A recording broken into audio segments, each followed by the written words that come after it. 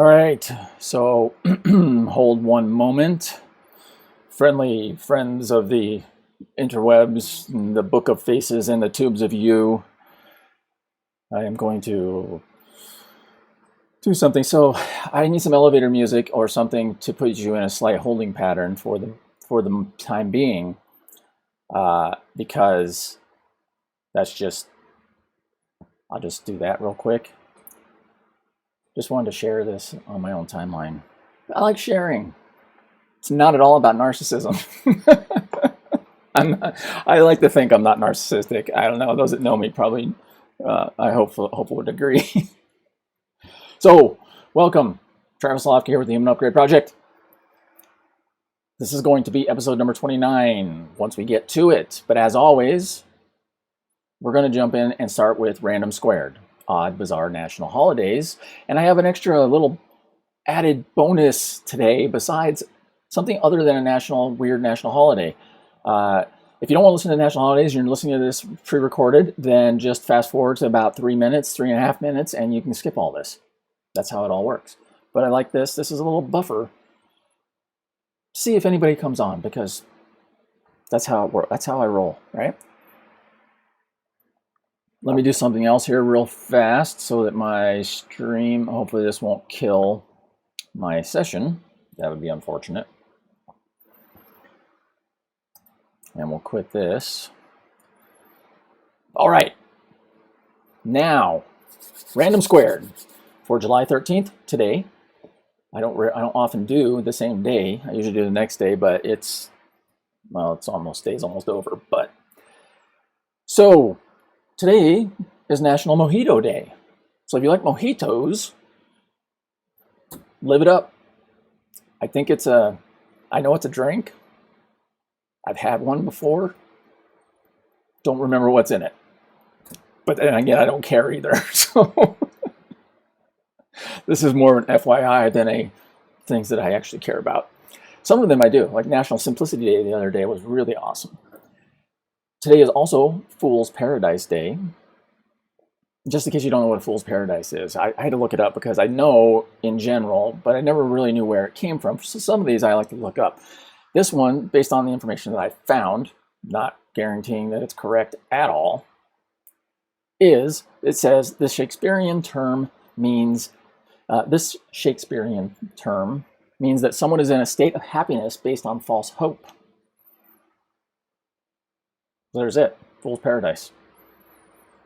First recorded example is found in Paston Letters of 1462, and Shakespeare later used it in Romeo and Juliet in 1592. So there you have it. Basically, I would equate that to pretending like there's no problems and everything is just awesome all the time. You can still here's my philosophy on that. Looking at the good and focusing on the good is important, but pretending like there's no problems ever is dumb. So, acknowledge the problems, but focus on the good. With that said, we're at 4 minutes, so this one's looking a little longer than usual, but let's jump in. Travis Lofke here with the Human Upgrade Project, where we dissect, deconstruct, and determine what it takes to be a remarkable, extraordinary human, mentally, physically, and spiritually. Because I'm sure it's not just me that wonders from time to time, how do some people do things and are things and can be so extraordinary and so remarkable in so many ways? Well, that's what we're here for. I'm still learning myself, and that's part of this. And that's one thing I realized in some of the episodes, I'm not explaining that quite clearly enough, that I have things that I can teach you, but I have a lot of things that I am learning with you. A lot of things. I'm just very, very good at taking those things and putting them into a framework that is consumable and more easily digested and learned than trying to sift through 400 million websites and podcasts and video blogs and everything else and scientific papers and all of that. That's why I'm here. Today's episode 29, the best diet nutrition plan and worst ever in the history of Everness. And why?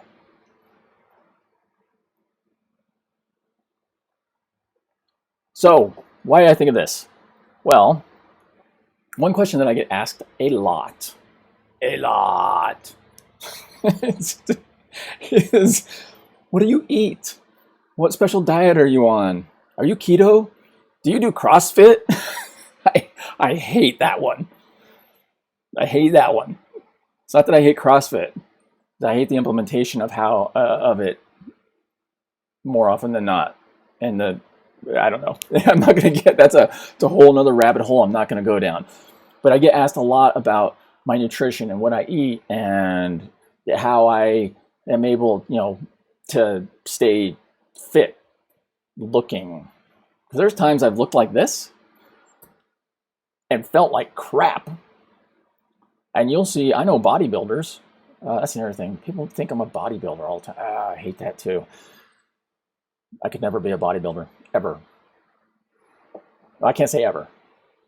About 99% sure I would never be a bodybuilder. But I know bodybuilders and figure competitors and all of that when they're prepping and getting ready for competitions and things, they're doing things that are not healthy, not good for longevity, not good for your mind, not good for your body, not good for your spirit, not good for anything except standing on a stage and looking good.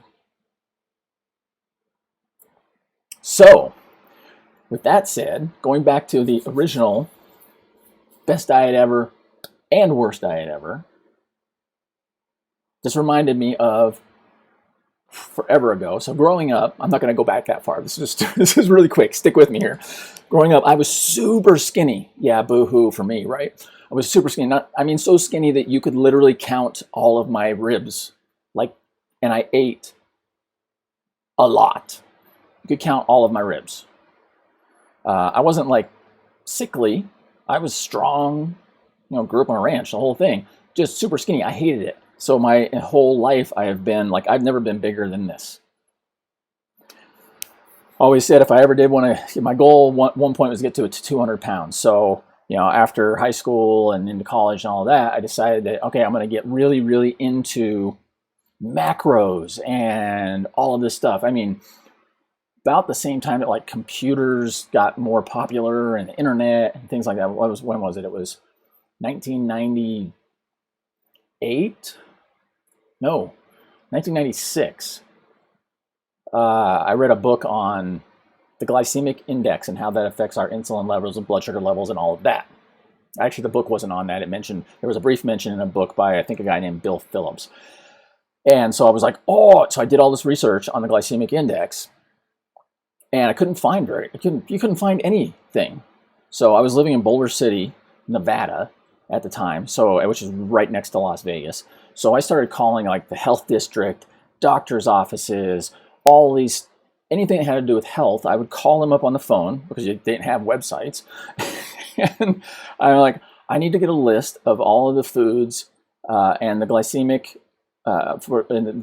index for all the foods that are in the USDA, I think it was the USDA database or whatever it was at the time.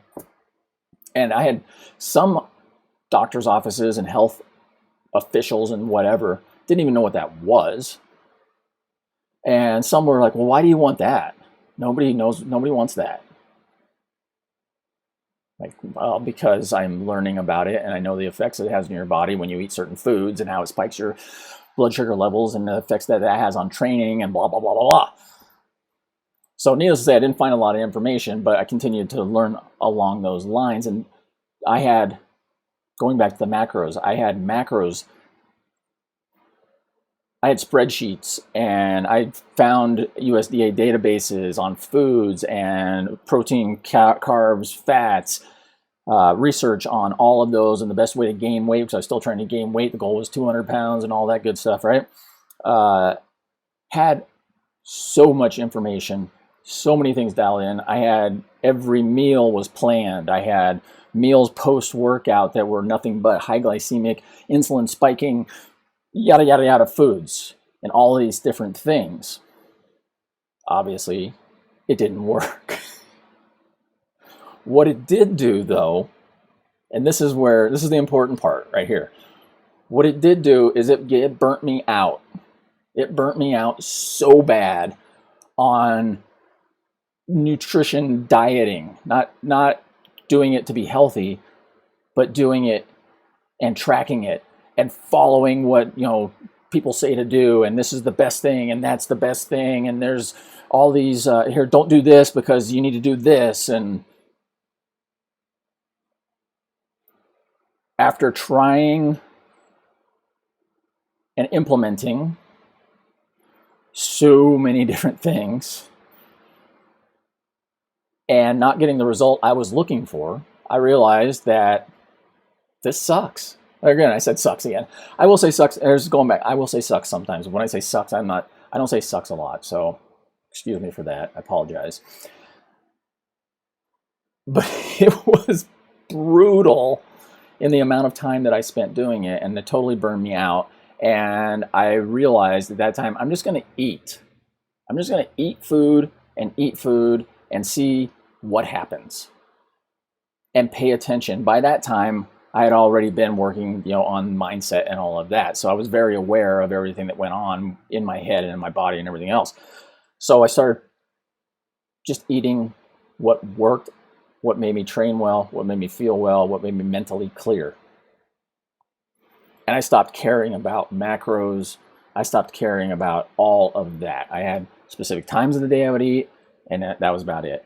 Over the years, what that basically has turned into is sort of like a keto diet. Not really, but because I don't measure. I mean, one day I will do that. One day I'll measure it and I'll test it out completely, but it's kind of keto. And I kind of do intermittent fasting, but I've done that for, 10 years or more. And so then these new things come out around the new diet, intermittent fasting. Oh, you're doing intermittent fasting. No, I'm doing what's the most efficient, effective thing for me that I've discovered over the years because I pay attention to what I eat and when I eat and how it makes me feel and all of that. So going back to the question that I started with originally, one of the questions and something that people ask me a lot is, what do you do? What do you eat? What's your nutrition plan? What's your diet? And I always tell them I don't have one. More often, here's my philosophy on that, because I'm not, at some point I will have a nutritionist and they will be planning everything out for me. That I'm cool with. Plan my macros out all day long. If I don't have to do it, cool. But what I'm doing now works very, very well, and it keeps me at a national competitive level in powerlifting when I'm healthy, coming back from that injury, but and the ability to do ballet at the same time, and the ability to do a lot of other things. So my philosophy now is more often than not, I eat very, very well. And some days I don't. I don't plan it. Just like, today I want pizza. Cool, I'm going to have pizza today. But I don't do that every day. So the point of this is, if you're trying to lose weight or gaining weight's a different story. I know that. So let's just go with the losing weight thing or getting cut up or whatever, because I understand the pain of trying to gain weight. If you're trying to gain weight, do this instead. Get stupid strong. Because at some point you're going to realize that you're putting in a lot of work, and unless you start taking steroids or something, you may not ever get to the weight you want to. But you can get stupid strong for your body weight. And you can walk into a gym, and this was why I started doing it. I can walk into a gym now, as long as it's not a gym full of powerlifters. Because in there, I'm just like one of the guys. But I can walk into any normal gym and just pull 405 on deadlift. And people are like, woo. And I'm like, yeah. Even when I'm pulling 500, it's like, no, whatever. And people freak out. Like, again, that's at a normal gym, not a powerlifting gym. So let's look at this from a from a feeling good, maybe just getting in better shape perspective. And from that perspective, the first thing that I recommend, and this is what I do, is start paying attention and acknowledge where you're at right now, right? If you're fat, you're fat. And it's not joking fat. I'm not saying like ha-ha, and I'm not saying for you to say ha-ha, because I know people that joke about it all the time, like, and then it's no big deal, right? They're ha-ha, I'm fat, blah, blah, blah. Well, that's not going to help. Identify the problem. Not where I want to be. Cool. Then the second, and maybe one of the biggest thing is do a little history search in your brain from the past of when you felt awesome, mentally and physically, and when you were not fat, or when you were not in bad shape, or when you felt amazing, right? And if you're going on the fat angle and you've always been fat your entire life, then go slap your parents, because they're the cause of it from the very beginning, and you're gonna have to do some extra work, but you can still do it. So most people weren't born and grew up terrible, right? You start out nice, and then over the years, you progressively, you have some people progressively go downhill. But at some point in your life, you felt really good mentally and physically, and you looked like you wanted to. What did you do during that time? That's the point that I'm making. There is something from your past that you can use, that you can bring back to the future and say, there's one thing that I can add in. You don't need to change people are like, I got to change my whole diet. Next week, I'm going to start doing the keto diet, and I'm going to get keto strips, and I'm going to pee on these things or do whatever I do. And I'm going to start doing blood testing, and then I'm going to go to a trainer, and then I'm going to work out 5 days a week. And I'm like, and you're going to fail. Yeah.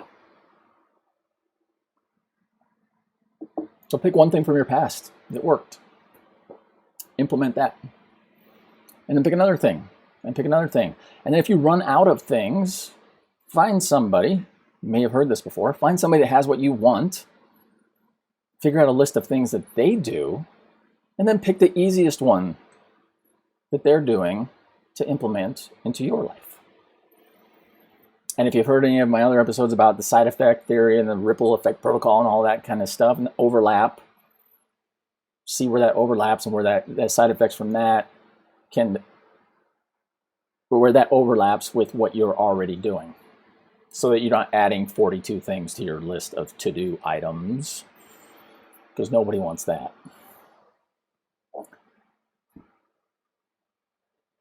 That's about it. Pretty simple. Simple does not mean easy. Make sure you understand that. Like, I'm going to go to the gym here in just a little bit and train. And it's Saturday at 5 p.m. I don't really feel like going to the gym. I enjoy it. But I just don't, I'm like, but I'm going to go. Because doing things like that you sometimes do not want to do makes you mentally stronger and builds that habit muscle. And we can get into that in other details in the future too. Another thing I'm going to harp on real quick is sleep. So I harp on this a lot. Those of you that know me think that's probably pretty ironic, because I don't sleep as much as they say you should sleep. And I do sleep deprivation experiments and all of that kind of stuff. But I do value the importance and know the importance of sleeping properly to be mentally, physically, and spiritually strong and healthy. So I've known of people that were trying to get in shape, lose weight, do whatever, and they would brag about how little sleep they got at the same time, which they may not know. they may not know that that was like one of the dumbest things ever to say, because by depriving yourself of sleep, it's counteracting all the effects of everything that you're trying to do in your life. So that's how it works. I don't know. So quick recap, and then we'll be done. Title again: best diet, nutrition, worst diet, nutrition plan ever. And that is trying to do something that is completely different than what you're doing right now. Take something from your past that you know has worked. And this doesn't apply just to diet nutrition stuff. This applies to anything in your life, but we're just using diet nutrition right now as the focus. Take something from your past that you know has worked when you have felt amazing mentally or physically. I would start with mentally, honestly, because the better you are up here, the better you are everywhere else. And I know that from very personal experience of like literally days where I don't want to get out of bed, and I don't. Well, in the past, right? I mean, I've got this thing sorted out now, but it's just like, am I like coming down with some weird depression or something, or what's the deal? And it's because my head was screwed up. But I got that dialed in, you know, proper sleep, proper mindset, meditation, breath work, different things like that. So take something from your past, pick whatever you want, mental, physical, spiritual, apply it to what you're doing right now. One thing, not 5, not 2, not 3, 1. See how that affects your progress, and then add another thing. If you run out of things to add from your past, or you can't remember, find somebody that has what you want, make a list of the things that they've got and the things that they do, mentally, physically, and spiritually. Those 3 things. Pick the easiest one and start with that. 1. I've mentioned this book before. If you want to get a really, really good book, there's a book out there called The One Thing by author just like slipped right out of my head. Happens sometimes, but it's called The One Thing. If you Google One Thing book, maybe I'll be able to put it in the comments too. That will help you narrow down things really, really well also. But I'll get into The One Thing more, how I do it and all that in other episodes also. And over in the group, like today I did a couple videos to test that out while I was out at the river and jumping on my trampoline and doing some things. I tested that out in the Human Upgrade Project group. So if you're not in there, go over there and jump in. The link is on this page somewhere. Look at the top, there's a button. And so we've got pick one thing and do it. That's about it. I thought I was going to have a list, but that's really it. One thing from your past and do it. Or one thing from somebody you know that has what you want. And with that said, I'm at the point now where it's kind of more just me rambling because we're at the end and I've run out of witty things to say. I was also wondering if I should... I seriously thought about doing this shirtless because I'm sweating my butt off right now. My office is upstairs in my house and I don't have AC. And it's like 1,000 degrees up here. It's not. It's just slightly uncomfortable and I'm sweating a lot, so I'm a little cranky. But I thought that would be a little weird. Plus, I really hate those videos and I just don't like...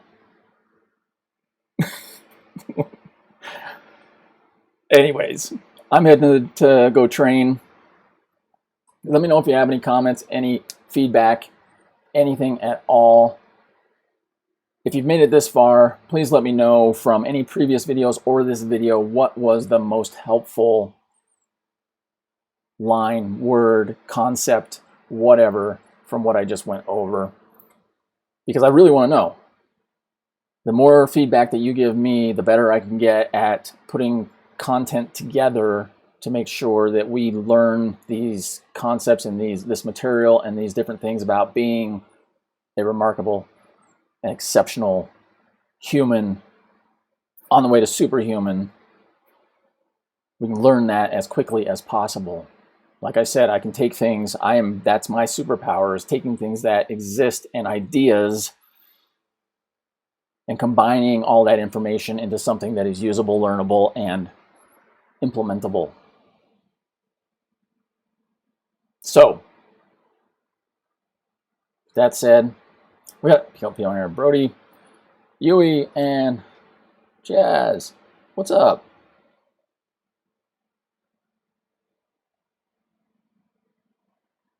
All right.